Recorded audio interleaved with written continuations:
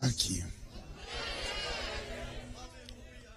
Livro do Gênesis, capítulo de número 37, versículo de número 8. Está escrito assim: E então lhe disseram seus irmãos: Reinarás com efeito sobre nós? E sobre nós dominarás realmente? E com isso, tanto mais o odiavam, por causa dos seus sonhos e das suas palavras. Amém, igreja? Feche a Bíblia, coloque no banco, na cadeira. Os que estão assentados, se puderem ficar de pé, só por mais 10 segundos. Nós já quebramos alguns protocolos, vamos quebrar mais um aqui. Pegue na mão de quem está do seu lado. Isso. Aperte a mão da pessoa com carinho, até ela falar aleluia. Isso. Pentecostal que não faz barulho. Está com defeito de fabricação, não é? Vamos orar? Pai, mais uma vez nós oramos nesse dia. E nós sabemos que a sua glória está aqui. Senhor, enquanto teu servo, teu ungido falava, as minhas entranhas se contorciam. O céu está baixinho aqui nesta manhã, meu Pai. Todos irão alcançar o seu milagre, a sua bênção neste lugar. E antes, ó Deus, que eu comece a ministrar a sua palavra, eu lhe faço 2 pedidos. O primeiro é que o Senhor cerque esta igreja com a sua glória. E que num raio de 5 quilômetros, onde houver um demônio alojado, eu dou a esses demônios segundos para sumirem daqui. Porque se não sumirem, serão queimados pelo poder da sua glória que aqui será derramada. Rasgue os céus sobre nós esta manhã. Manda anjos de fogo descerem aqui. Que estes anjos desçam, trazendo brasas de fogo nas mãos. Comecem a esparramar estas brasas entre nós. E onde houver um crente cheio do Espírito Santo, pega ele nesta manhã, Jesus, e fala conosco, e fica conosco. É o que eu te peço agora e sempre. E toda a igreja diz. Os que podem, tomem seu assento aplaudindo a Jesus, porque Ele é bom, porque Ele é maravilhoso. Os obreiros podem voltar para os seus lugares certinhos. É só uma pergunta: esse vento aqui não tem como desligar, não? Tem? Só esse aqui de cima. Certo. Aí, isso, pronto. Aí, pronto, é só usar a inteligência, né? Prontinho.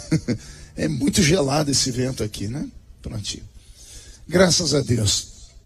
Querida igreja, noiva do Cordeiro, simpatizantes da nossa fé, amigos que vieram de perto, que vieram de longe, que estão nos assistindo pelos veículos de comunicação, Deus nos presenteou nesta manhã aqui. Se o culto terminasse agora, eu já voltaria para minha casa cheio do Espírito Santo, cheio de fé. A minha fé foi ativada aqui. Senti Jesus ali naquele cantinho, vi Deus operar. Esta igreja, ela é um palco de revelação divina. Quem entra dentro deste santuário caminha pelo tapete da revelação divina. Então, tudo é possível acontecer aqui dentro. Alguém acredita nessas coisas ainda? Às vezes eu fico me perguntando, quando o apóstolo Agenor me chama para vir aqui, eu falo, por que ele me leva lá? Ele é completo, o ministério dele é completo. Ele prega, Jesus usa para curar, ele revela, Jesus usa na ministração da oferta, é tudo perfeito. Aí ele me traz que eu acho que é só para ele fica com saudade de mim, né? Eu venho aqui e dou um beijinho no coração dele, né?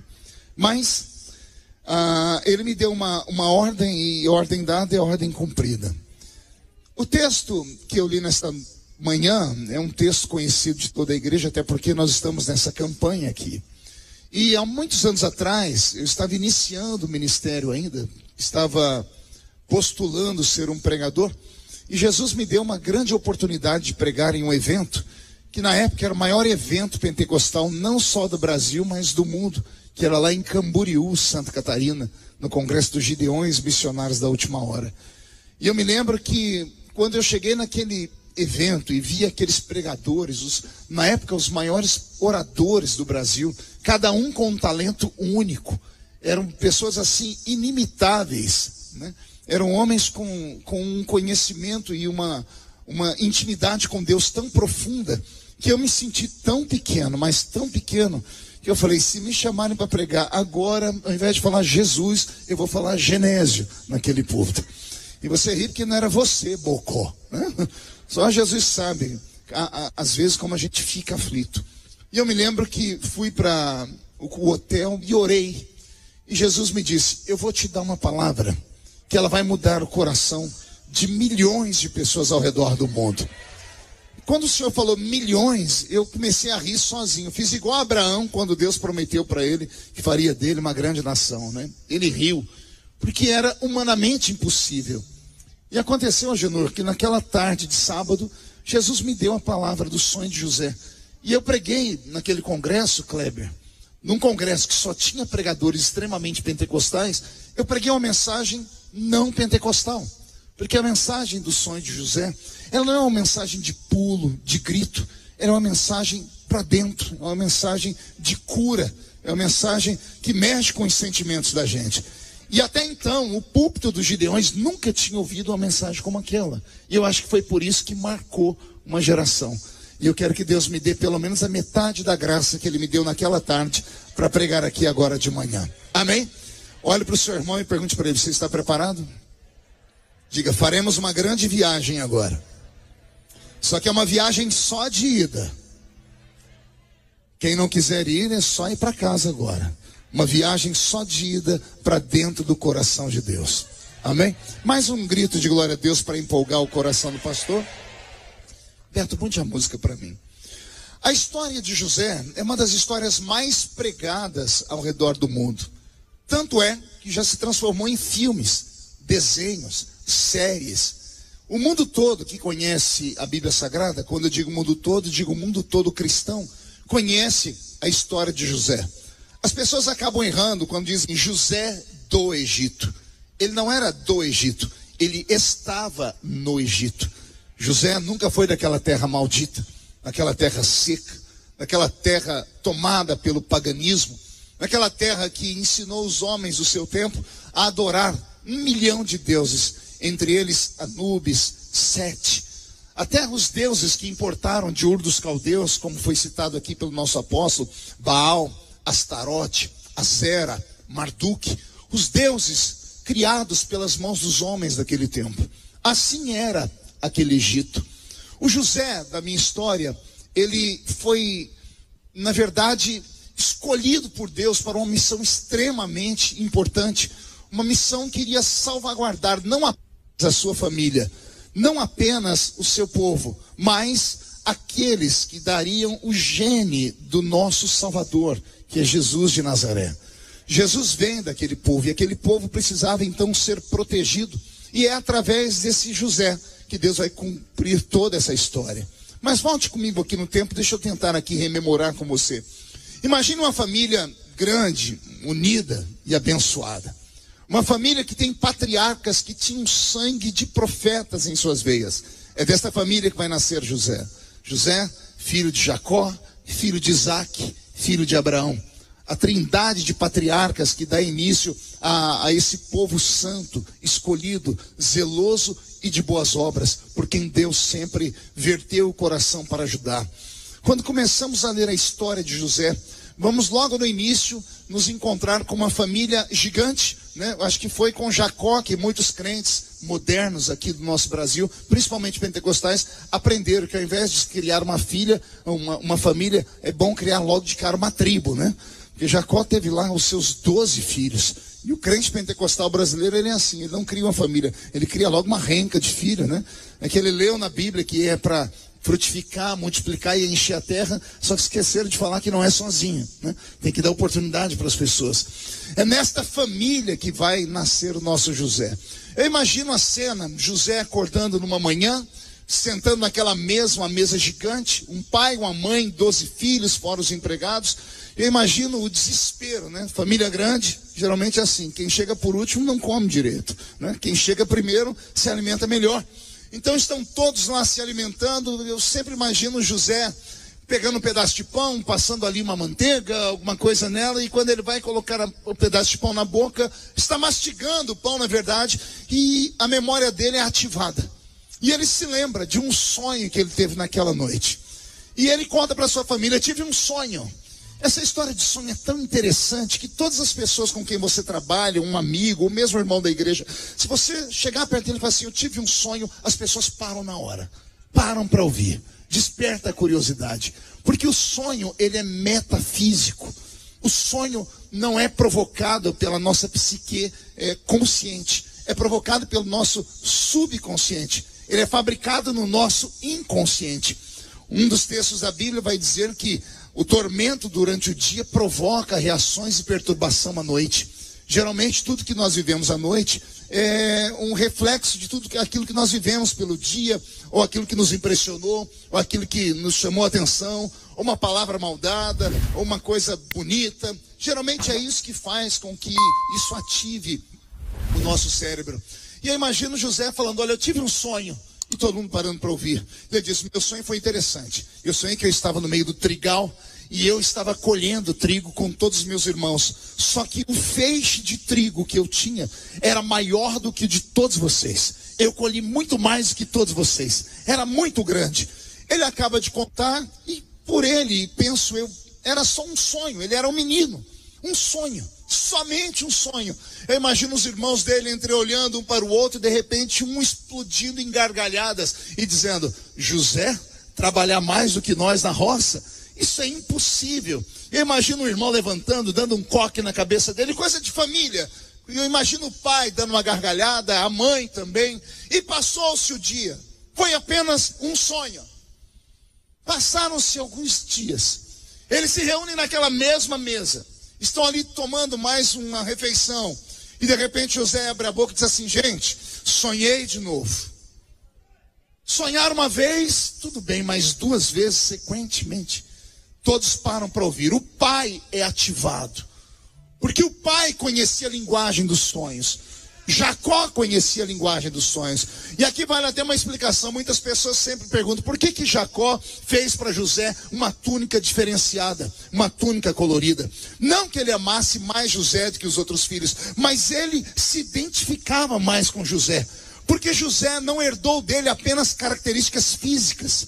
José herdou dele características psicossomáticas, características da mente, características espirituais. José herdou do pai um dom que Deus deu ao pai dele no momento de dor, no momento de luta, no momento de muita angústia. Quem se lembra de Jacó vai se lembrar que logo depois que ele recebe a bênção do seu pai de maneira trocada, porque a bênção era de Esaú e Jacó tomou a bênção para ele, a mãe de Jacó diz, você tem que sair de casa agora, senão Esaú, teu irmão, vai te matar. A Bíblia diz que Jacó saiu correndo pelo meio das montanhas, não levou comida, não levou roupa, não levou travesseiro, não levou roupa de cama. E quando a noite caiu profundamente e ele se cansou, ele encosta em um lugar. A Bíblia diz que na ausência de um travesseiro, ele coloca uma pedra. Isso aqui é uma linguagem simbólica e é um simbolismo muito pesado. Colocar uma pedra por travesseiro é sinônimo de peso, de dor, de angústia. É a mente da pessoa que não se desliga. É aquela noite que você passa mal dormido. É a insônia que sobrevém. Tudo isso são símbolos. Mas mesmo estando carregado de dor, de problemas, de rejeição, aquela pedra, mesmo sendo pedra, teve para Jacó um efeito muito maior do que se fosse um travesseiro de penas. Porque quando ele colocou a cabeça na pedra e fechou os olhos, ao invés de ter um pesadelo, ele teve um sonho. E o sonho foi lindo. Ele viu o céu aberto. E ele viu uma escada que se desenrolava do céu e parou do lado dele. E aí vem a parte mais bonita. Ele olhou do lado da escada e ele viu anjos que subiam. E depois desciam. A escada desceu do céu, mas os anjos não. Os anjos não desceram do céu. A Bíblia diz que os anjos fizeram o caminho inverso. A escada desceu e os anjos subiam. E depois desciam. Isso mostra que os anjos já estavam do lado de Jacó naquela noite. Tudo isso por causa dos desejos que ele tinha, né? Se você voltar no tempo mais um pouquinho, todo mundo acusa Jacó de ter enganado o pai. Eu tenho minhas ressalvas aqui, viu, Genor? Até porque quando Jacó estava na casa dele preparando a comida, porque como o pai gostava, o pai gostava mais de Esaú do que de Jacó. Todos conhecem a história. O menino Esaú saía com o pai para caçar. Como o pai não levava o menino, Jacó ficava em casa e aprendeu a cozinhar com a mãe. Não é demérito nenhum ser cozinheiro, mas naquele mundo antigo era. só ia para a cozinha mulheres. Então, como o filho era desprezado pelo pai, ele foi arrastado pela mãe para a cozinha. Mas um dia ele tinha feito uma comida bem gostosa e Esaú chegou em casa esbaforido, cansado, olhou para Jacó e disse: me dá um pouco dessa comida. E Jacó foi esperto e disse para ele: eu troco com você. Você troca com o quê? Eu não tenho nada para te dar. Tem. Você tem o direito de primogenitura do meu pai. Tudo que o meu pai tem, quando ele morrer, fica para você, porque você é o primeiro filho. Ora, se Esaú entendesse de respeito, entendesse de leis, desse valor no que tinha, ele ia falar para ele: eu passo fome, fico em jejum, mas eu não dou o que é meu para ninguém. Mas não foi isso que ele fez. Ele desprezou, ele disse: no que me vale ter o direito de primogenitura se eu estou morrendo de fome? Me dê um prato de comida aqui. Isso teve efeito na terra e teve efeito no céu. Porque quem não dá valor no que tem, acaba perdendo o que tem. Vou repetir: quem não dá valor no pouco que tem, acaba perdendo pouco e muito que viria lá pela frente ainda. Então dê valor naquilo que Deus tem te dado. Quando Jacó foi chegar diante do pai, aí a história é engraçada, porque a Bíblia diz que Isaac estava cego, e Jacó entrou dentro do quarto, usando uma roupa peluda. Quem se lembra a história? Aí o pai ouviu a voz e disse assim: quem é que está aí? E Jacó disse: é Esaú. E o pai disse: a voz não é de Esaú, se aproxima. Quando o pai colocou a mão no corpo de Jacó, viu que o corpo dele estava coberto com pelos. E a palavra Esaú significa peludo. E o pai então, a Bíblia, pelo que mostra, e eu vi isso desde criança, que diz que Isaac foi enganado. É aqui que está a história. Eu tenho dificuldade em acreditar que Isaac estava enganado.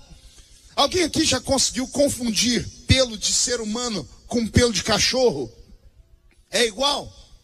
Pelo de ser humano é igual pelo de cavalo? De ovelha? Então, Isaac não foi enganado. Isaac sabia que quem estava lá dentro era Jacó. Tem a voz provando e tem o pelo, que não tem nada a ver com pelo de ser humano. Isaac sabia que era Jacó. Aí a pergunta que fica é: por que ele deu a bênção para Jacó assim mesmo? Pergunte para mim: por que, pastor? Porque o homem, quando é novo, faz besteira, mas quando está no fim da vida, ele tenta refazer os passos e ele tenta consertar tudo que ele fez de errado no passado. Isaac viu que ele cometeu um grave erro na vida. Pergunte qual? Ele humilhou o filho por causa do nascimento dele. Ele chamou o filho a vida inteira de enganador. Cada palavra que ele liberava sobre o filho era uma seta no coração dele. Ele afastava o menino e o menino foi abraçado pela mãe. Isaac sabia que se ele morresse naquela hora, Esaú se daria bem em qualquer lugar da vida, porque Esaú tinha autoestima lá em cima, teve o amor do pai, teve a confiança do pai, teve a afirmação do pai. E o pai sabe que Jacó não. Jacó está debaixo da barra da saia da mãe. Jacó está na cozinha fazendo comida. É um menino que não vai se acertar em nada na vida no futuro. E o pai sabe que a culpa é dele. Então Isaac naquele dia conserta tudo. E fala, ele diz assim mesmo: Esaú vai se dar bem na vida, ele vai me perdoar. Mas Jacó precisa da minha bênção. E o pai coloca a mão sobre Jacó e abençoa ele. Foi por causa desta bênção que o anjo colou em Jacó. Vou falar de novo. O pai liberou a bênção e o anjo colou no filho. Subiu um arrepio pelo alto da minha coluna aqui. Não era o que eu estava programado. Isso veio do céu agora. A bênção sobre o seu filho virá depois desta manhã, quando o senhor e a senhora tiverem coragem de quebrar o orgulho, esperar na madrugada o filho chegar em casa, ainda que ele chegue bêbado, drogado, prostituído, esperar dormir, ir lá dentro do quarto da filha ou do filho, estender a mão e dizer: eu retiro tudo o que eu falei de mal, e eu abençoo os meus filhos. E no dia seguinte a senhora fazer um café da manhã para o seu filho, nem que seja só uma xicrinha de café, nem que seja só um chamate, nem que seja só um pedacinho de pão duro do dia seguinte, e não reclamar mais, e abençoar, e liberar, porque aí o anjo vai colar no seu filho, e o futuro do seu filho e da sua filha será grande. Só quem crê nisso, não dá um grito não, solta um berro de glória a Deus aqui, por favor. Por isso que quando a escada desceu do céu, o anjo que colou em Jacó subiu para levar a história dele e voltou com uma nova história para a vida dele. Como Jacó herdou esse dom de sonhos que veio direto do céu, ele prestou atenção em José. Porque neste segundo sonho, José vai mexer com a estabilidade emocional da casa. Olha o menino, ele não tem noção do que ele está falando. É uma criança, é um adolescente. Ele está comendo um pedaço de pão do lado de cada boca, e do outro lado ele está tomando um pouquinho de leite, e está contando o sonho como se fosse uma coisa comum, como se fosse um outro sonho. E olha o que ele diz: esta noite eu sonhei que o sol e a lua e 11 estrelas se curvavam diante de mim. Assim como você deu esse glória a Deus, esta palavra entrou dentro do coração do pai, da mãe, dos 11. O pai deve ter ficado em pé naquela mesa e disse assim: será que eu, minha esposa e a minha casa vamos nos curvar diante desse meu filho? Esta palavra mexeu com o coração dos outros filhos, porque Jacó sempre contava a história para os filhos, os sonhos, e agora ele tem um filho que herdou dele, como eu disse agora há pouco, as características não apenas genéticas, mas psicossomáticas e espirituais. Eu sou pastor, e o meu sonho era que as minhas filhas herdassem os dons que eu tenho. Não sei se há aqui pastores com filhos. Eu acho que os pastores têm filhos. O sonho do pai e da mãe é que o filho herde dele esses talentos espirituais. Jacó viu em José o mesmo dom que estava sobre ele, por isso o protegeu, colocou sobre ele uma capa colorida. Eu precisaria aqui de horas para contar cada uma das cores, o que significa profeticamente, não temos tempo para isso. A capa cobriu José, e isso destacou. E prego que desponta toma martelada. Uma vitrine muito limpa é atrativo de pedras. Árvore que começa a dar fruto é mira de alguém que quer jogar pedra nela. Tudo começou por causa de um sonho. E se eu pudesse dar um conselho aqui, alguns começaria aqui: se Deus te der um sonho, por mais louco que seja, não conte para ninguém. Vou repetir: se Deus te der um sonho, por mais louco que seja, não conte para ninguém. Pastor, mas e a minha família? Pois bem, José contou foi para a família dele. Os maiores inimigos nossos são aqueles que não são declarados. O meu maior inimigo não é o diabo, porque o diabo eu sei que é meu inimigo, e ele não faz questão de se esconder. E com ele, por mais poder que ele tem, aquele que está dentro de mim tem mais poder do que ele. Com ele eu posso, no jejum, na oração, dar uma rajada de língua estranha na cara do infeliz, ele volta para o inferno de cabeça para baixo. Agora respire fundo e olhe de canto de olho para a esquerda e para a direita. Difícil é quando os inimigos estão nos cercando. Difícil são quando esses inimigos são da nossa própria casa. Eu costumo dizer, a nossa comunidade evangélica é tão pequena, tínhamos tudo para viver um céu na terra, mas vivemos um inferno na terra. Eu estava com o presidente Bolsonaro semanas atrás, e ele desabafando comigo, eu disse: Marcos, sabe qual é o meu maior problema hoje que eu tenho? Oh, esse microfone está começando a dar defeito. O do senhor, obrigado, meu apóstolo. Som. Ele me disse assim: sabe qual é, só um pouquinho mais de agudo aqui nesse microfone para mim, por favor. Ele me disse assim: sabe qual é o meu maior problema hoje aqui, Marcos? Eu falei: qual? Meu problema é com pastores. Eu achei que ele ia falar com ministros, com política. E eu falei: como assim, presidente? Eu falei: porque aqueles que dizem que oram por mim são os que mais me prejudicam. Tudo que eu faço, tentam desfazer o que eu faço. Chegam aqui com a intenção de orar por mim, acabam de fazer a reza, ele falou que ele é católico, acabam de fazer a reza e vem me pedir um monte de coisa. Veja só, os que deveriam, olha como é o nosso reino. Somos um reino tão pequeno e não temos condições de sobreviver sem guerra. Entre na internet agora e procure macumbeiro falando de macumbeiro. Vê se tem um site lá, Fuxico Macumbeiro.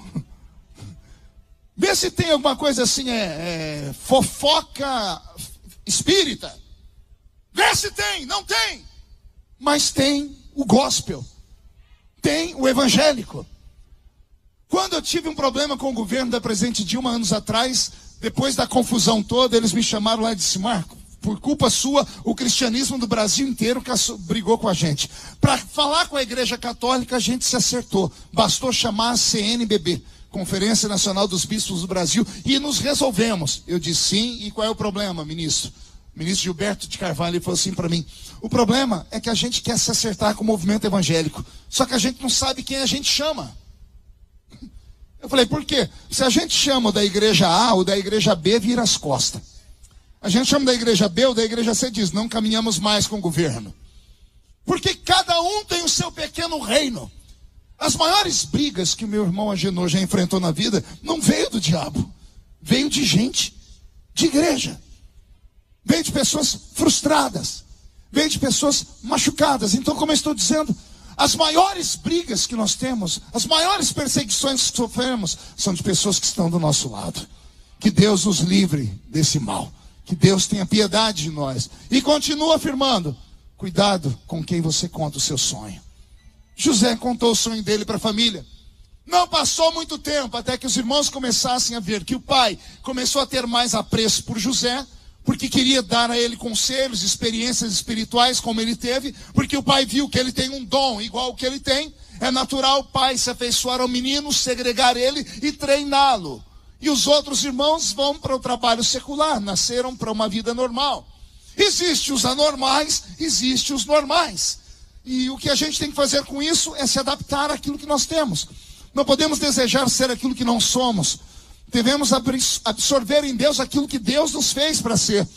Os irmãos de José não tinham habilidade de sonhos. José tinha, o pai se aproximou dele. Um belo dia, José está indo com 11 marmitas, melhor 10, porque o menorzinho era Benjamim, estava em casa. 10 marmitas para a roça. E quando ele está indo, a Bíblia diz, alguns versículos à frente desse que eu li, que quando os irmãos de José o viram se aproximar, gritaram, lá vem o sonhador. Recebeu o apelido, e não falaram isso de maneira a exaltar José, não falaram isso de maneira a honrar José, falaram isso de maneira a debochar de José. Isso sempre vai acontecer com homens e mulheres que se destacam na igreja com dons espirituais. Se você teve a oportunidade de nascer em uma igreja como essa, você está protegido, porque uma igreja como essa conhece linguagem espiritual, dons do Espírito Santo, poder de Deus, porque o pastor da igreja tem os dons. Dura quando você tem esses dons e congrega num lugar onde as pessoas não têm. Aí vão te chamar de louco, fanático, desequilibrado, beato de igreja, maluco, desenfreado. Vão falar para você, vão te dar 1 milhão de conselhos que não são os verdadeiros, vão até matar você. Eu costumo dizer que se você encontra esse tipo de crente pelo seu caminho, você tem 2 opções só. Ou ora demais, ou sai de perto dele. Porque esses coveiros de igreja existem. E esses coveiros de igreja só são coveiros porque estão numa igreja há 500 milhões de anos, nunca fizeram um sacrifício na vida, nunca fizeram um jejum de verdade, não acreditam nas coisas que estão escritas aqui, e quando alguém acredita, eles fazem de tudo para matar. Que nesta manhã o Senhor dê um jeito nesses coveiros, porque o avivamento que o Brasil precisa não virá desses crentes que são orgânicos paralisados, virá de gente maluca, virá dos crentes anormais, virá de gente que está aqui nesta manhã dando gritos de glória enquanto eu falo aqui.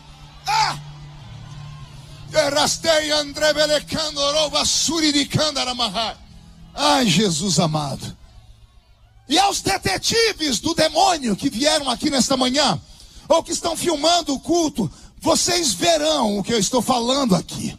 Deus trará um avivamento sem precedentes, porque vai acontecer um reboliço, e a glória da última casa será maior do que a glória da primeira casa. E quem entende a linguagem, pegue ela e dê um berro para assustar esta cidade toda.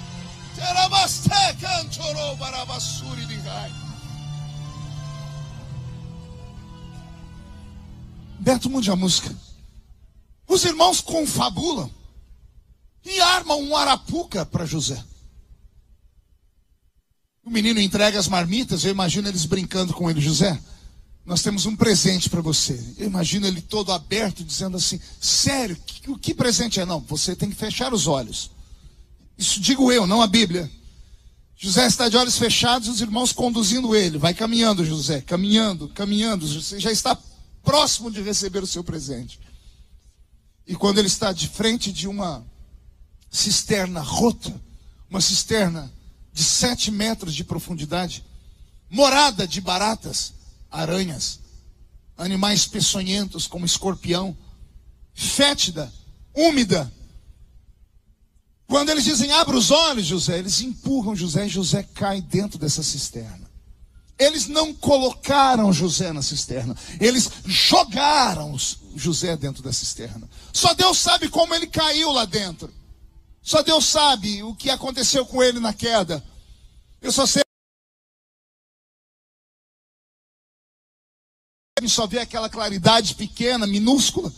Ele deve ter conversado com seus irmãos, dizendo assim, gente, tá bom, a brincadeira foi legal, mas já acabou.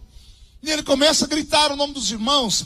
Rubem, Gade, por favor, parem com a brincadeira. Efraim, Manassés, me ajude aqui. Alguém, por favor, me tire daqui. E ninguém o tira. Daqui a alguns minutos, algumas horas, os irmãos que estão lá em cima confabulando, dizendo, matamos ou não matamos? Alguém disse, não, não vamos matar.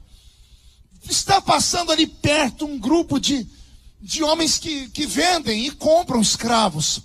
E eles têm a ideia brilhante de vender José como escravo. Eles tiram José de dentro da cisterna. Eu imagino que quando estão jogando uma corda e José está subindo, José está dizendo, gente, que brincadeira mais boba, nunca mais façam isso. E quando ele está fora da cisterna, ao invés de receber um abraço, ao invés de receber um beijo, alguém dizer que era uma brincadeira, ele recebe grilhões nas mãos e nos pés. Repito, grilhões nas mãos e nos pés, colocados pelos seus próprios irmãos. Tudo isso fechado. Ele é entregue na mão dos mercadores. E na medida que ele vai se afastando, eu imagino ele chorando e gritando. Rubem, cito sempre Rubem, porque é o irmão mais velho. O irmão mais velho tem que ter mais juízo. Rubem, por favor.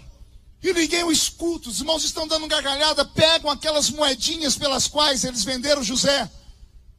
José desaparece dos olhos deles. São obrigados a pegar aquela túnica colorida e manchar ela de sangue para chegar diante do velho pai e dizer que o menino havia sido estraçalhado por um animal violento. Jacó entra em depressão e nunca mais vai ser o mesmo. Porque a alma dele estava afeiçoada ao menino. Só que mais do que isso, o espírito dele estava afeiçoado ao espírito de José. Jacó sabia que os sonhos que Deus deu àquele menino eram sonhos proféticos. E se alguém mata o sonhador, pensa que os sonhos proféticos podem morrer também. Mas quem deu o sonho para José não foi o homem. O sonho de José foi dado pelo céu.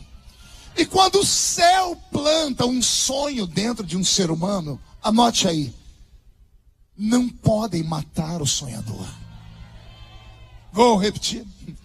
Se Deus plantou um sonho dentro de você, e neste momento você está com AIDS, ou você está com câncer em estado terminal, creia na palavra que eu vou liberar agora, porque ela é cura.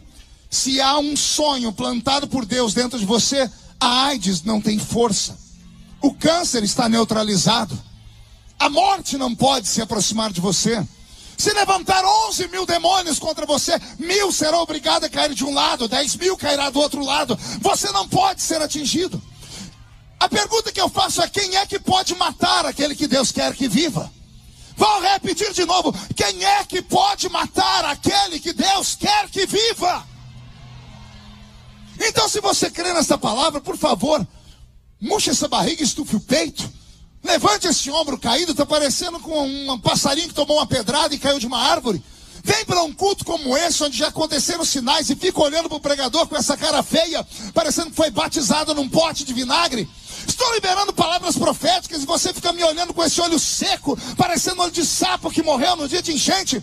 Se você crê nessas coisas de sonho, então não fique com essa boca travada, essa boca de aço, essa língua de ferro. Se você crê nessas coisas, reage!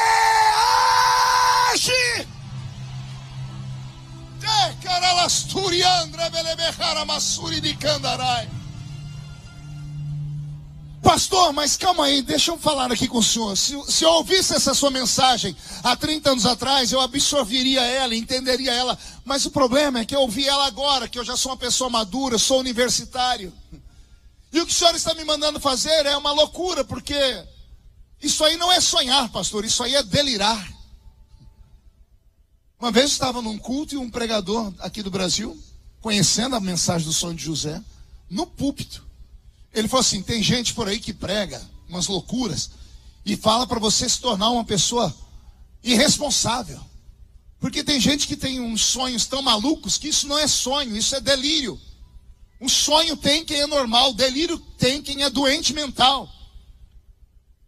Me deu uma angústia, uma tristeza. Entrei no quarto do hotel, falei: Jesus, aquele moço falou que os sonhos grandes demais são delírio, e delírio é para gente doida. O senhor disse, mas ele não está errado. Falei: como assim, senhor? O senhor disse, alguns sonhos não podem ser rotulados de sonhos, porque eles são grandes demais. E aí eles têm que ser chamados de delírios mesmo. Então hoje, mais do que te despertar a sonhar, eu quero que você delire. Pastor, mas delírio não é coisa de gente doida? Eu sei, você acha que gente normal viria numa igreja dessa? Os normais, eu estou em casa, eu estou numa outra igreja. Aqui só tem gente maluca. E Deus conversa de maluco para maluco, porque só entende um doido, outro doido. Alguém está entendendo essas coisas que eu estou falando aqui? Então recebe aí. Se Deus falou que vai fazer, Ele vai fazer, e ponto final. Olha só, eu vi aqui umas pessoas sentarem nesse trono, eu estava ali, eu falei: só o Agenor mesmo. Ele é maluco mesmo. E eu estava vendo as pessoas, eu falei: Jesus, antes de ir embora, eu quero sentar ali também. Por quê? Porque eu sou tão maluco quanto ele. Deus ama a gente atrevida. Deus ama a gente que as pessoas normais não conseguem caminhar ao lado deles.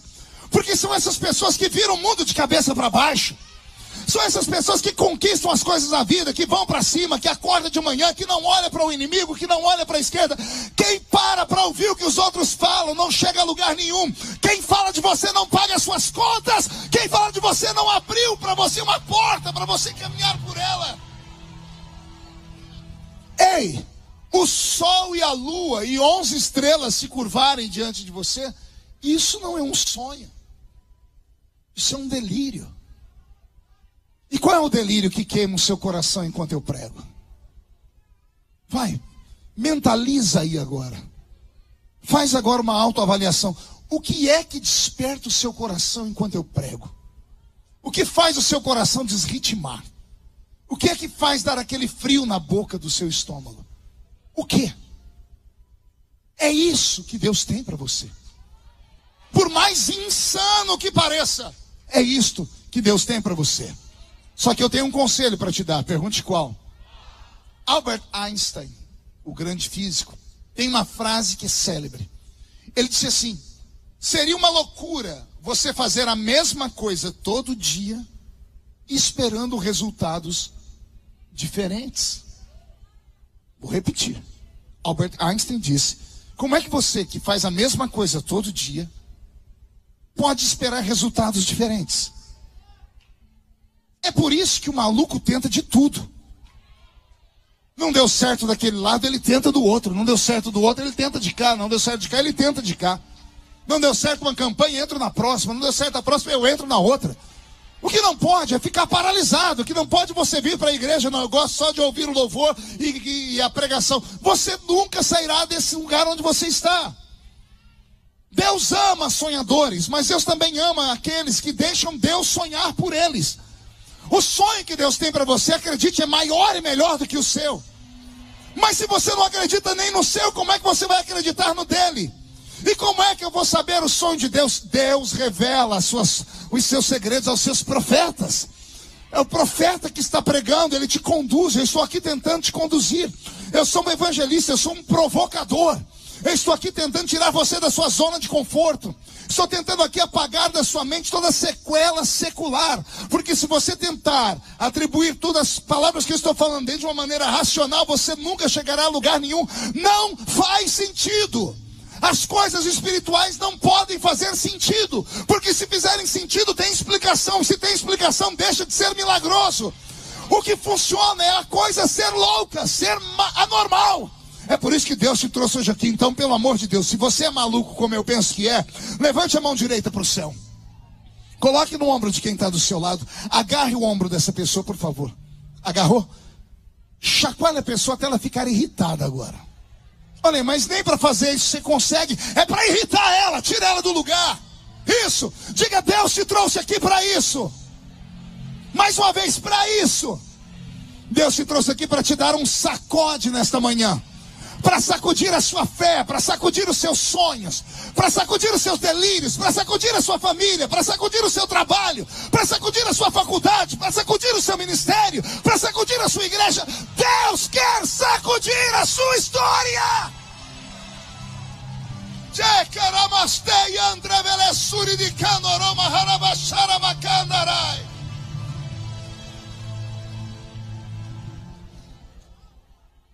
Pastor, mas eu estou igual José. José pelo menos saiu da cisterna. Eu estou dentro da cisterna. Então eu tenho uma palavra de Deus para você. Pergunte qual. Todas as vezes que Deus te mostrar o sol e a lua,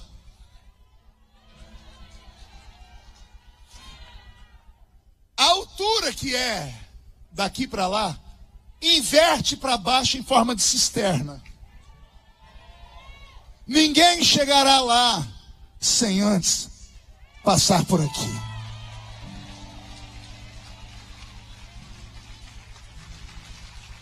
Se é para Jesus, vai mais forte. Eu vou repetir. Todas as vezes que Deus diz, vou exaltar alguém, espera, porque você vai ver essa pessoa sofrer mais do que sovaco de aleijado. Toda vez que você ver um profeta vir na igreja falar, só que tudo do seu tamanho, nada mais forte do que você. Você vai passar por tudo isso e vai atravessar, porque Deus não é injusto. Então, se você está dentro de uma cisterna, por favor, para de ficar choramingando. Para de ficar com pena de si mesmo. Para de falar, eu vou mudar dessa igreja porque o milagre aqui não está acontecendo, eu vou na outra. Para com isso. Se Deus te deu essa luta, seja corajoso, enfrente ela. E se tudo não der certo, agarre o caco de telha, Jó. Você não tem mais família, não tem mais riqueza, não tem mais amigos, não tem mais saúde, mas sobrou um caco de telha, Jó. Levanta o caco de telha e grita, eu sei que o meu Redentor vive. E aí o milagre vem.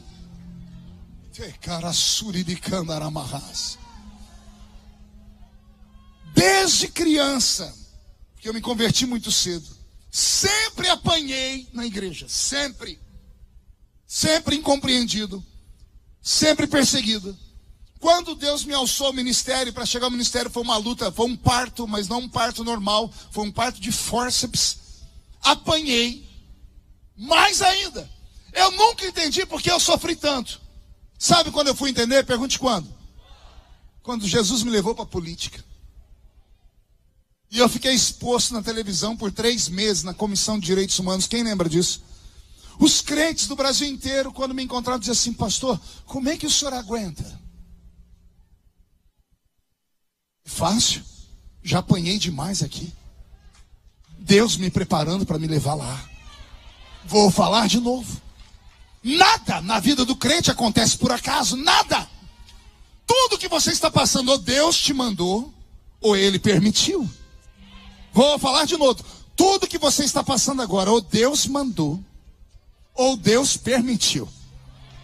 O diabo não pode enfiar a mão na sua vida de qualquer maneira. Zé Pilintra, Zé Pilantra, Chucaveira, Tranca-Rua, Preto Velho, não podem tocar na sua vida de qualquer maneira. Você tem a marca do sangue. O Espírito Santo mora dentro de você e o anjo do Senhor acampa ao seu redor para te livrar de todo o mal. É covardia o diabo vir brigar com você. Então por que eu estou sofrendo, pastor? Por causa do sonho. Porque Deus vai te levantar muito alto. Quando eu não entendia isso, alguém vinha falar para mim as suas tristezas e mazelas e angústia, eu chorava. Teve uma época da minha vida que eu me tornei intercessor. E não tem ministério mais dolorido na igreja do que de intercessão. Porque o intercessor não é aquele que ora pelo outro, é aquele que se coloca no lugar do outro na oração. Você atrai tudo que a pessoa está passando para a sua própria vida. E a pessoa me contava uma historinha triste, eu chorava por ela. O tempo passou, fiquei mais velho. Hoje, quando um crente vem me contar as mazelas, eu olho para ele como se não tivesse sentindo nada. Alguns já me chamaram de frio, já me falaram que eu era insensível. Porque pior é o que vem agora. Depois, quando eles terminam, eu estendo a minha mão e digo, parabéns. Aí eles falam para mim, nossa pastor, o senhor é sádico também, além de ser frio, o senhor é sádico, o senhor gosta de me ver sofrer? Eu falei, não. Por que o senhor está me dando parabéns? Eu disse, porque eu já passei por aí. Não, você não entendeu, eu vou falar de novo. Eu sei onde essa história vai dar. Eu sei onde você vai chegar. O tamanho da sua luta realça o tamanho daquilo que Deus tem para te dar. Quanto maior o escândalo, maior será a forma de Deus soprar o seu nome lá para frente. Quanto mais perseguição, mais exaltação virá. É assim, para cada dia de humilhação, dupla honra lá na frente. Vou falar de novo. Para cada dia de humilhação, diz o Senhor, virá dupla honra lá pela frente. Mas o que não pode é você ficar desse jeito aí, ó, parado, paralisado. Ah, pastor, mas o senhor não conhece. Não tenho pena de você, não tenho dó de você. A sua cruz é do seu tamanho. Tenha coragem de carregar ela. Quem mandou você ficar falando mais do que o homem das cobras? Muda aí, Roberto, agora é chicote. Quem mandou você ficar falando, eu quero o dom que o apóstolo Agenor tem? Quem falou, não, eu quero ser igual a bispa? Às vezes eu estou num lugar, chegam uns meninos de terninho gravado, pastor, eu quero unção dobrada que o senhor tem. Eu falei, tem certeza? Porque para chegar onde eu cheguei, tem que passar por onde eu passei. Um dia eu estava na igreja orando, né, sozinho, tinha a chave da igreja, estava, Senhor, eu quero aqui, eu quero ser um homem de intimidade como Moisés. E o senhor disse para mim, você quer uma Miriam e um Arão para te atormentar a vida inteira? Eu falei, senhor, não, vou mudar o personagem. Senhor, eu quero ter a sabedoria de Daniel. O senhor disse, está preparado para ir para a cova? Não, senhor, eu quero ser igual ao Paulo. Está pronto para naufragar 3 vezes? Não, senhor, eu quero ser igual a Elias. Está pronto para ter uma depressão e entrar dentro de uma caverna e pedir a morte? Você está entendendo? Você quer só a bênção. Você quer só sonhar e ver o sonho se concretizar. Como se fosse um passe de mágica, Alice no País das Maravilhas. Deus jamais dará algo para uma pessoa que não custe nada. Porque o que não custa nada não vale nada. Vou repetir, o que não custa nada não vale nada. Deus te deu o sonho, agora você está dentro de um laboratório. Você é algo que Deus está observando. Você se tornou um cobaia de Deus. Ele pingou sobre você a sua unção, a sua graça e o seu sonho. Agora Ele quer ver até onde você está disposto a ir para ver o sonho realizar. Você tem sonhos grandes? Então aguente. Não quer luta? Não quer problema? Pare de sonhar. Entre dentro da sua vida, dentro do seu quadradinho e viva lá. Ah, pastor, eu não aguento ficar congregando muito na igreja do apóstolo Agenor. Não, a gente apanha muito, os membros da igreja apanham muito. Saia daqui. Vai lá para outra igreja. Ah, na outra igreja ninguém apanha. Não apanha porque não faz nada. Não briga com ninguém. Ah, pastor, essa igreja aqui fala muito do diabo. É claro, ela tem coragem de ir no terreno do inimigo para tomar de volta o que é nosso. Só não pode acontecer aqui o que acontece lá na minha cidade. Teve um carnaval lá na minha cidade. Ai, Jesus, o que eu fui lembrar. Tem um clube lá na minha cidade que o pessoal se fantasia, né, na época de carnaval. Um homem estava fantasiado de diabo, de demônio, de chifre, cauda. E ele estava passando perto de uma igreja lá na nossa cidade. E deu uma ventania, o tempo fechou de uma vez. Ele entrou correndo dentro da igreja. Já imagina o que deu.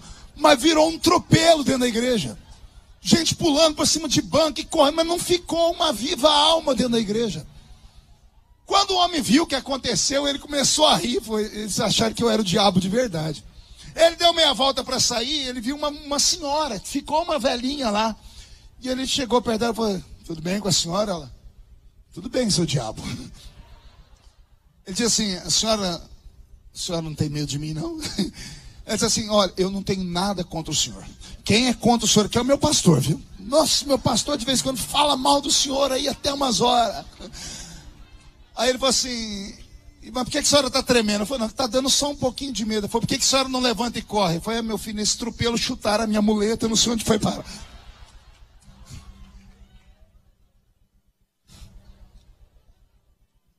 Não quer problema? Vá para uma igreja dessa. Vá para uma igreja cheia de almofadinhas. Uma igreja cheia de anelzinhos de formatura. Onde as pessoas até o glória a Deus que dão é glória a Deus. Quer ficar aqui? Entra no mistério. Estou com a barba arrepiada. Quer congregar aqui? Se prepare. Só que Deus tem sonhos grandes para esse ministério. Deus tem sonhos grandes para aqueles que sonham grande também. Se você quer coisas sobrenaturais, faça coisas sobrenaturais, poxa vida. Se você quer esse espírito de glória que habita nesse santuário, busque, sonhe e ouse sonhar. Você nunca irá além dos seus sonhos. É esse José que é arrastado daquela cisterna para dentro da casa de Potifar. E na casa de Potifar, ele se torna um escravo. Mas quer ver o que é o crente sonhador, diferenciado? Onde ele chega, ele domina o ambiente. Ah, você não entendeu, eu vou falar de novo. Podem fazer o que quiser contra você. Onde você põe a mão, prospera. Porque há uma chamada de Deus para a sua vida. Há um sonho plantado dentro de você. Deus não pode se contradizer. Deus, quando eu digo não pode, Senhor, não é que o Senhor não tem poder, o Senhor tem poder para tudo. Deus pode fazer tudo e um pouco mais.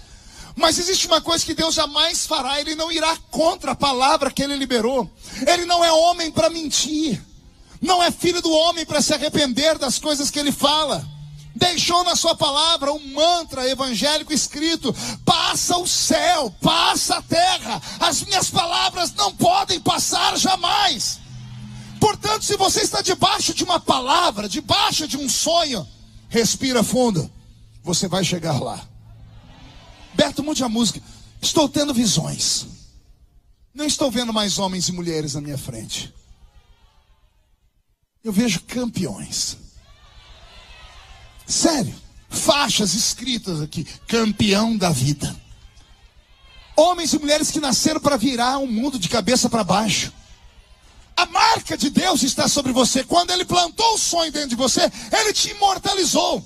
Onde você ir, o Senhor irá contigo. Pode ser a empregada que trabalha para aquela senhora. Você será a chefe de todas as empregadas. Se te colocar em qualquer lugar, você vai se destacar. José virou escravo, mas virou chefe de todos os escravos. Foi parar depois dentro da cadeia. Dentro da cadeia, ele virou chefe dentro da cadeia. Foi parar lá do lado de Faraó e se tornou o chefe de todo o estado. A bênção de Deus repousa sobre a sua vida. A glória de Deus repousa sobre a sua alma. Profetizo que onde a planta do seu pé pisar, o mar se abre e a terra é dada para você como herança. Se você acredita, agora eu quero não só um grito, quero que você tire o pé do chão para adorar.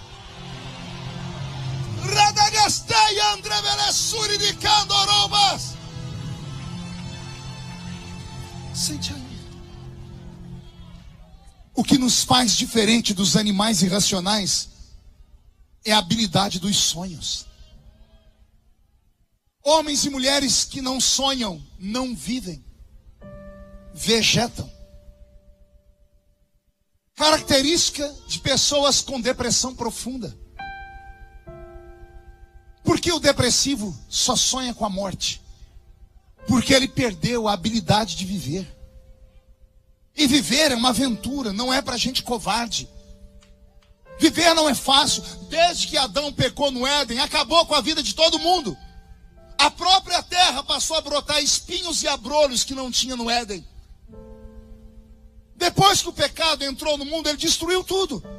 Então só existe duas categorias de seres humanos quando Deus olha do céu para a terra: criaturas e filhos. Você é uma dessas duas coisas. Ou você é filho, ou você é criatura. Somos filhos porque aceitamos Jesus como Salvador. Veio para os seus não receberam, mas todos quanto receberam tornaram-se filhos de Deus. Entre filho e criatura, com quem Deus fica? Difícil responder, né? Porque assim nós vamos falar que Deus está fazendo acepção de pessoas, mas é isso mesmo. Porque Deus separa os homens dos homens. Criatura é uma coisa, você está dentro de um barquinho, o barquinho vai afundar pelo peso. Você tem na sua frente um filho e um cachorro. O cachorro é grande, tem o mesmo peso do seu filhinho. O barco vai afundar. Você tem que jogar um dos dois fora do barco. A escolha é difícil, é dramática. Você tem que jogar a criatura ou o filho. Quem que você joga? Difícil, né? Mas é isso. Tem os filhos e as criaturas. Quem é filho? Se você é filho porque vive uma vida ruim. Se o seu pai é dono de tudo. Porque, primeiro, Deus é um pai responsável. O pai responsável não dá tudo que o filho quer. Ele treina o filho, ele testa o filho. E para isso ele usa os seus apóstolos. Cada vez que o apóstolo faz um ato profético como esse aqui, de colocar essas pedras, eu tenho amigos que dariam uma tese anti-teologia com isso aqui. Eu fico maravilhado com a criatividade profética. Porque Deus fala com seus profetas. Ele faz isso aqui para despertar os filhos. O filho que de fato quer. Tem filho que não, se acostumou. Então fique aí no banco. Se torne membro de banco. Fica parecido com o banco. Prego, verniz, tinta, madeira, plástico, isopor. Agora, se você quer ir além, não basta só estar aqui com o corpo. Tem que estar aqui com a alma. E olha as reações. Se você olhar ao seu lado esquerdo, direito, bem rápido, dá tempo de pegar a feição da pessoa. Olhem, rapidão. Tem uns que estão abrindo a boca de sono. Tem outros que nem conseguem sentar, estão de pé, porque estão crendo. Tem uns que estão tremendo, porque a palavra está surtindo efeito neles. Tem outros que não vê a hora de acabar o culto para ir embora. Por quê, pastor? Porque Deus dá comida para todos. Só que cada um faz o que quer com a comida. Uns estocam, outros comem até se fartar. Você não é mais criatura. Você é filho. Assim como Jacó se aproximou mais do seu filho José, porque ele tinha os dons que o pai tinha, você tem os mesmos dons que o seu pai do céu tem. Nas suas veias não tem mais somente o sangue de brasileiro. Você recebeu uma transfusão de sangue, o sangue de Jesus está sobre você. Assim como Jesus sonhou com o mundo todo ser entregue nas mãos do Senhor e transformado em reino, Ele tem coisas grandes para você. Só que Ele só vai fazer se você acreditar. Ei, escute aqui, já estou terminando. Se você não acreditar em si mesmo, quem vai acreditar? Vou repetir. Se você se julga e já se condena, quem é que pode ser por você? A mudança tem que começar dentro de você.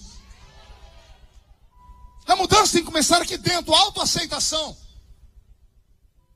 Tem coisas que a estética não vai resolver nunca. Você pode fazer 60 mil cirurgias, isso é estudo feito. Tem mulheres que fizeram cirurgia da ponta do dedão até o último fio de cabelo e não estão satisfeitas. Porque o problema não é externo, é aqui dentro.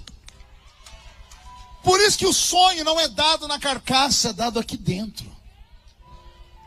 Se você tem um sonho grande, lute por ele. Sobreviva na cisterna. Sobreviva na casa de Potifar.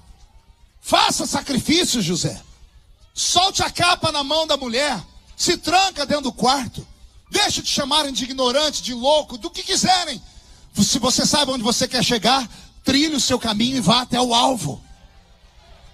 Vou repetir, se você sabe onde você quer chegar, faça acontecer. Seja inteligente. Se for preciso, engole sapo. Ai, Jesus.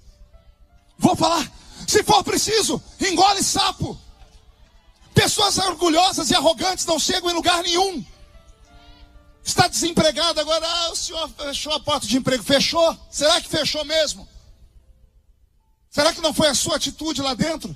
Não sabe engolir sapo, não sabe ser humilde, Não, se você quer chegar, aguenta. Ah, não dá para congregar do lado da Agenor, ele fala, aguenta! Se você quer, aguenta!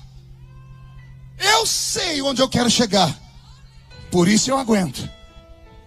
Ou você acha que não era mais fácil eu gritar, xingar, igual todo mundo me xinga?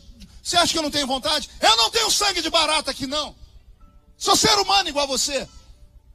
Só que eu sei onde eu quero chegar. E às vezes a gente sacrifica aqui para chegar lá na frente. Ah, José, o trono está te esperando. Mas você tem que se vencer primeiro. Aguenta. Para de ficar olhando ao passado. Roberto, mude a música. Passado. Oh, palavra. Passado. Você carrega em cima dos seus ombros uma pedra com um peso maior do que você pode suportar, chamada passado. Sabe o que é depressão? Depressão é acúmulo do passado somado à expectativa de um futuro que não existe ainda. A pessoa depressiva, ela carrega um monte de trauma do passado e quando ela olha para frente, ela morre de medo do futuro. Medo de passar fome, medo de não casar, medo de não ter emprego, medo de não ser obreiro, medo de não ser aceito. Aí ela acumula tudo, passado e futuro. E não vive o presente. Se tranca dentro de casa. Não acredita em nada do que as pessoas falam para ela. Não acredita em si mesmo. Se você ficar preso ao passado, você não vai ver o futuro. Alguns anos atrás, e eu prometo, encerro aqui com essa história. Estava pregando no Paraná, na cidade de Maringá. E eu me lembro que no final de um culto de manhã, era um culto, era uma consagração, uma mãe chegou em mim muito aflita, e a filha dela ficou sentada e falou, pastor, eu queria que o senhor orasse pela minha filha. Eu falei, por quê? Minha filha tem um problema psicológico muito grave. Eu olhei para a menina, dá vontade de correr. Os olhos dela trincados de raiva, ela fechada, sisuda. E eu falei, para conversar com ela, eu preciso saber o que aconteceu. Ela me chamou num canto, a mãe disse assim, ela foi abusada sexualmente. Deu um nó na garganta. E eu falei, foi por terceiros? Ela disse, não, pelo pai dela. Não era padrasto, pai. Aí eu sentei com a garota. Comecei a falar com ela, ela respondia sim, não, e olhava para o relógio. Sim, não, e olhava para o relógio. Eu tentei fazer de tudo, tentei falar com ela, porque eu falei para ela que ser humano, é uma caixinha de surpresa. Ninguém conhece o ser humano, somente Deus e o próprio ser humano se conhece. Esposa não conhece marido, marido não conhece esposa, conhece superficialmente. Mãe não conhece filho, filho não conhece mãe, conhece superficialmente. Aqui dentro, cada cérebro é um universo. E nós herdamos as falências de Adão. E o que tem de gente com problemas psicológicos, traumas que vieram do passado, não foram resolvidos, e a pessoa acaba por conta dos erros do passado, querendo desforrar no futuro. Pessoas abusadas sexualmente acabam abusando de outros. É uma escala, é uma coisa horrível, é um abismo que chama outro abismo. O ciclo de maldição tem que ser terminado, tem que ser colocado um ponto final nele. De que forma? Só há um que quebra a maldição. Gálatas capítulo 3, toda maldição foi crucificada na cruz com Jesus Cristo de Nazaré. Só Cristo cura. Aí quando ela falou, pastor, me deixa embora que eu estou passando mal aqui. Eu falei para ela, você precisa dar um jeito de pensar no futuro. Ela disse, eu não tenho futuro, eu quero me matar. Ela estendeu a mão, ela já tinha se cortado várias vezes. Eu falei, Jesus, eu vou despedir ela então. Fiquei em pé para orar com ela. Quando eu fui orar, o Senhor disse, vai jogar a toalha, pregador? Eu ainda tenho poder para mudar. E eu falei por dentro, falei, o que eu faço? O Senhor disse, vou te contar uma história, faz ela entrar na história. E eu falei, moça, eu já vou te liberar, mas eu preciso que você ouça o que eu vou te contar e eu quero que você me ajude a ver o que eu estou falando. Eu vou criar uma cena e queria que você entrasse dentro dela. Ela falou, vai demorar muito? Eu disse, não. Eu coloquei a mão no ombro dela, ela colocou a mão no meu ombro, tudo por orientação divina. Eu falei para ela, eu quero que você imagine o seu casamento. Ela me soltou, eu agarrei ela, falei, não volta aqui, nunca vou casar. Eu falei, vai, não vou. Eu falei, tá, ainda que não vá, se fosse casar, como você gostaria que fosse o seu casamento? Ela, não vai acontecer nunca. E começou a chorar, eu disse, e se fosse? Ela, se fosse, ia ser assim, assim, assim. Eu falei, que bom, já vencemos uma etapa.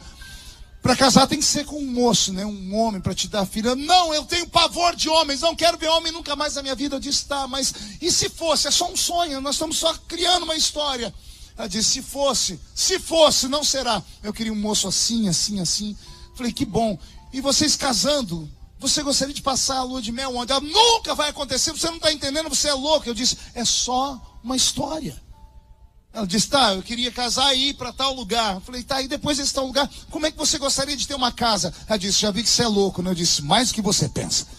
A casa, desenha para mim. Ela falou, eu não tenho condição nem de ter nada. Eu falei, me diga como é a casa. Ela foi desenhando, eu queria uma casa assim, assim. Eu falei, pronto, você casou no seu pensamento, você encontrou um marido, você foi para lua de mel, você teve uma casa, agora a família tem que crescer. Filhos. Quantos filhos? Ela, eu nunca vou ter. Eu disse, e se fosse ter? Ela disse, 2 filhos. Uma menina e um menino. Aí o Senhor me liberou a palavra de cura. E eu disse para ela, o que você faria pelos seus filhos? Ela começou a chorar. Ela me agarrou e disse, eu protegeria os meus filhos como ninguém me protegeu. Quando ela fez isso, ela foi escorregando, caiu de joelhos, eu ajoelhei com ela. Eu falei, tem um jeito. Ela, é impossível. Eu falei, tem um jeito. Ela falou, como? Perdoa. O que não dá para remediar, remediado está. Não dá para mudar o passado. Nós não somos um computador que você tem uma teclinha lá chamada delete, que você vai lá em alguma coisa que você não quer e deleta e joga na lixeira e depois esvazia. Nós não somos isso. Somos seres humanos. Não dá para apagar as coisas do passado. Então o que a gente faz, pastor? Vamos reeditar. Vamos tentar dar um norte para o passado. Eu passei por isso para chegar aqui. Não carregar ele a reboque. Não carregar um peso aqui em cima. Não carregar ele com ódio da vida, das pessoas, da família, dos seres humanos. Deixa o passado no passado. Viva o agora. Viva a família agora. O interessante não é a roupa que você vai comprar para o Natal, é essa que você está usando agora. O que importa não é as férias, daqui 30 dias a gente não sabe se vai sobreviver antes do culto terminar. Viva o agora. O passado já não existe mais. Sêneca, o grande pensador grego, quando foi condenado à morte, chegou um homem, Nero condenou ele à morte, chegou um carrasco com veneno. A família de Sêneca aos prantos, a família, a esposa, todo mundo com pena dele. Ele viu aquela choradeira, ele entrou na sala, falei, cadê o método de tortura? Vou morrer como? Esse veneno aqui, ele falou, me dê aqui. Ele agarrou o veneno, destampou o vidro e disse assim, o passado não existe, o amanhã não aconteceu, eu só tenho o agora. E bebeu. Olha o que ele estava dizendo, só temos o agora. O passado não existe mais, solta ele. O futuro ainda não aconteceu. Viva o agora. Seja feliz agora. Cante um louvor agora. Aplauda Jesus agora. Glorifica Jesus agora. Vá para sua casa daqui a pouco. Coma aquela macarronada como se estivesse comendo uma picanha. Dê um abraço no velho pai. Aconteceu. Não tem como mudar o passado. Não existe como mudar o passado. Não tem o que fazer pelo passado. Não existe máquina do tempo que faça você voltar lá atrás e reescrever ele. Não tem. Você se condenou. Você está condenado por si mesmo. Com pena. Ah, meu pai, meu pai, meu pai. Você tem um pai novo. Ah, mas foi a minha mãe. A igreja pode ser a sua mãe nova. Ah, os meus irmãos. Você tem novos irmãos aqui. Ah, não tem desculpa. Deixa o passado no passado.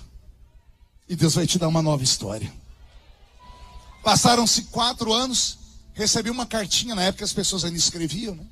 Recebi uma cartinha. Abro a carta. 2 folhas escritas, frente e verso. Tive paciência para ler. Pastor, eu sou a moça de Maringá que o senhor orou por mim. Comecei a ler, falei, que maravilha, está escrevendo, está viva, então já ganhamos.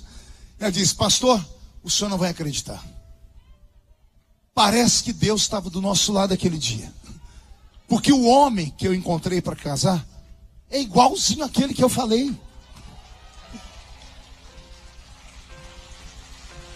A igreja Foi igualzinho a que eu falei. Os meus padrinhos me deram a casa que eu falei. E eu fiz a lua de mel. Agora estou esperando os filhos, pastor. E eu prometi, vou cuidar das minhas crianças. E ela terminou dizendo, obrigado por me fazer sonhar de novo. Eu me emociono porque não fui eu. Foi o Espírito Santo. Esse mesmo que está do seu lado agora, pode chorar. É Ele que está falando para você. Sonha de novo. Sonha. As coisas vão acontecer. Eu sei que trauma de família é duro. Mas não desiste. Eu sonhei com a salvação da minha mãezinha 35 anos. Eu ganhei gente no mundo inteiro. 84 países do mundo onde eu preguei. O Brasil de norte a sul, 4.000 municípios onde eu preguei. Levei milhões de pessoas aos pés da cruz. E entrava na minha cidade e via minha mãe para o forró. Eu confesso, teve dias que eu deixei de sonhar. Porque eu falei, não tem jeito. E não é que aconteceu. E foi tudo muito rápido, porque eu não conversava mais com a minha mãe sobre religião. Nem notei que na casa dela não tinha mais imagens. E olha que eu vou lá sempre, passou despercebido. 3 semanas atrás eu entrei na casa dela e falei assim, você tá sabendo, né? Eu falei, o quê? Quarta-feira você vai estar aí, né? Da semana que vem. Eu falei, por quê, mãe? Ué, você vai me batizar. Eu chorei, eu falei, minha mãe tá de brincadeira comigo. Eu não acreditei. Eu liguei para a pastora da igreja, nossa, eu falei, pastora Rezeli, o que está acontecendo? Eu falei assim, já tem alguns dias que a sua mãe me chamou aí para falar para ela da Bíblia e tal, e ela quer se batizar, se converteu. E Jesus, aí essa semana, quem me acompanha nas mídias sociais, aquele vídeo, Agenor, que eu fiz dentro do hospital lá de Orlândia, minha mãe estava infartada, e o médico falou que ela teve 3 ou 4 infartos, e a gente não sabia, com dor no peito, ela estava toda inchada. E eu fiz aquele vídeo por isso, só que eu não podia falar porque nem ela podia saber. Com eletrocardiograma, tudo. Levamos ela para outro hospital em Ribeirão Preto. Essa semana fui lá visitar, cheguei o médico, falei, doutor, o infarto não deixou sequela? Ele disse, que infarto? Eu falei, infarto? O infarto está no eletrocardiograma. Ele falou, não, esse eletro deu errado. Eu falei, como assim? Nós colocamos nela uma cateterismo, mas chegou lá, não tinha nada, o coração dela está perfeito. Aí eu tenho 2 opções. Ou eu digo que o médico errou, ou eu digo que a oração da igreja ainda funciona. Sonhe e ouse sonhar. Você nunca irá além dos seus sonhos. O que Deus sonhou para você é muito grande, José. O sofrimento não tem como te tirar dele. Porque os sofrimentos são matérias da faculdade chamada vida.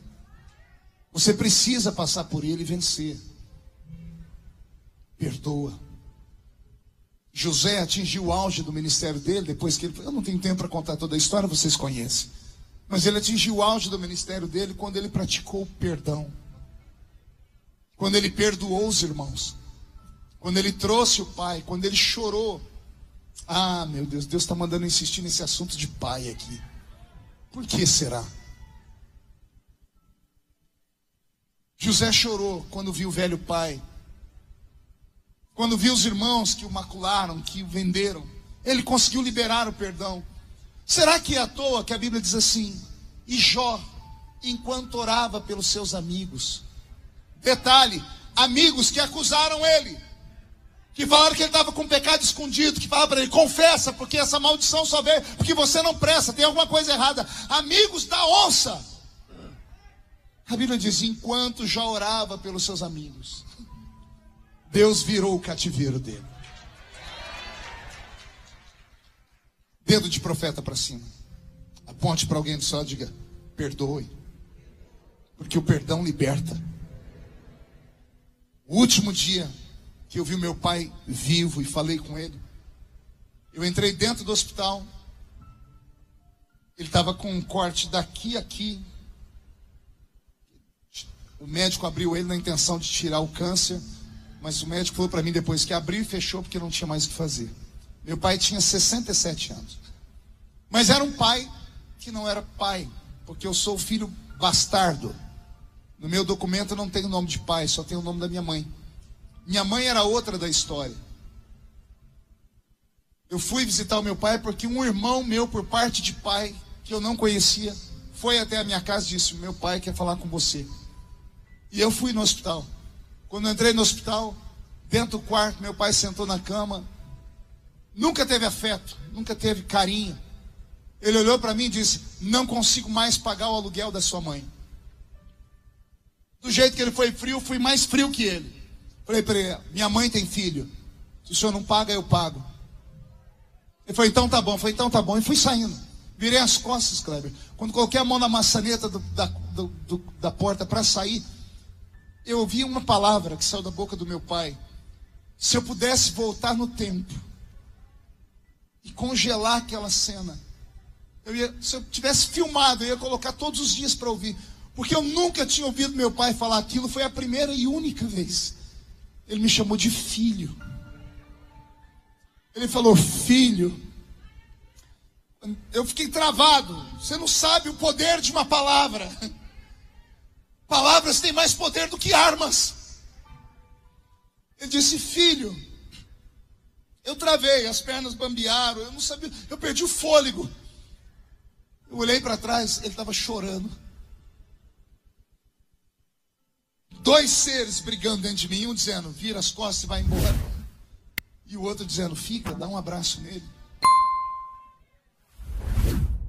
Eu não me lembro de outro abraço. Se ele me deu quando eu era criança, não lembro. Mas com a minha mente aberta, eu não me lembro de um dia que meu pai me deu um abraço. E eu fui até ele, ele ficou em pé com dificuldade, eu abracei o velho. Como eu queria que esse tempo voltasse. Toda tristeza, angústia, mágoa, sumiu com um abraço. Ele falou aqui no meu ouvido: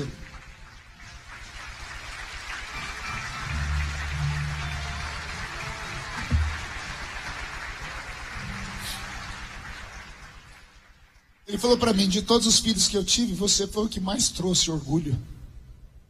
Pelas posições que você alcançou. E olha que ele não me viu ser deputado, não me viu ser conhecido no mundo inteiro, não me viu comprar minha casa. Eu não consigo lembrar das coisas ruins que o velho fez. Toda vez que eu lembro dele, eu lembro do abraço. Por isso o perdão é a maior força para um sonhador. Seus inimigos, sonhador, não são seus inimigos. São peças de um quebra-cabeça que Deus usou para você chegar onde você tem que chegar. Quando chegar no céu, vai até Davi e fala mal de Golias, para você ver o coque que você toma na cabeça. Ele vai te dizer: não fala mal de Golias não, porque sem ele eu não seria o que sou. Vai falar com Ana mal de Penina. Você vai Ana falar: não, se Penina não me atormenta, Samuel não nasce. Você está entendendo? Seus inimigos não são seus inimigos, são seus amigos e não sabem. São instrumentos de Deus para te dar aquilo que você vai receber ainda.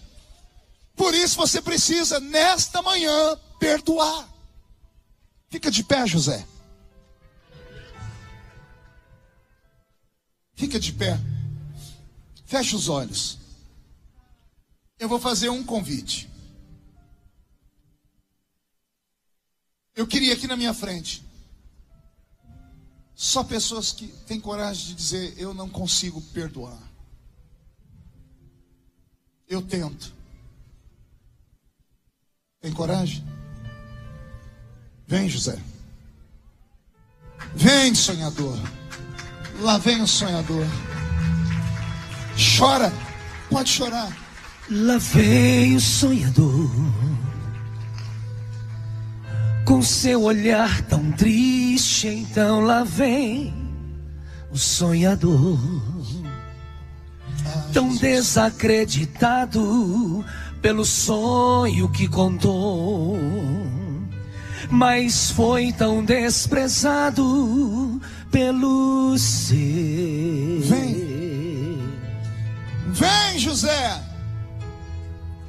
Lá vem o sonhador, ferido por palavras que machucam o coração, traído e perseguido pelos seus próprios irmãos, e agora vendo sonhos espalhados pelo chão.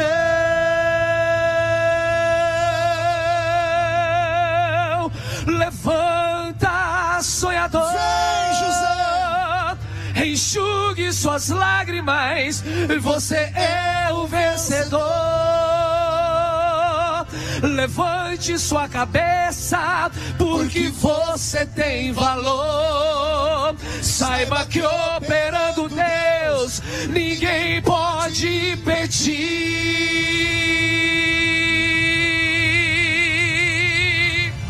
Não pare de sonhar, não dê ouvidos para quem quer te desanimar, e entregue a Deus seus sonhos e Ele vai realizar. Então creia, sonhe e ouse sonhar.